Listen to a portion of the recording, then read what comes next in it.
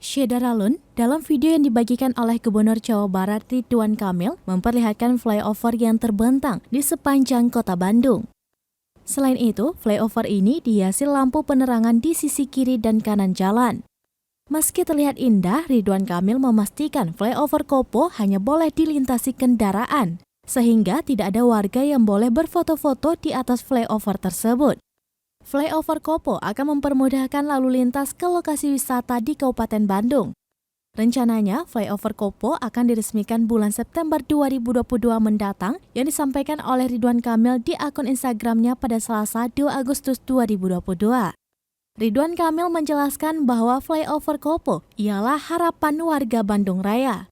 Pembangunan flyover Kopo bisa tercapai berkat kerjasama PUPR melalui PUPR Jalan DKI Jakarta Barat bersama Pemprov Jawa Barat dan Pemkot Bandung.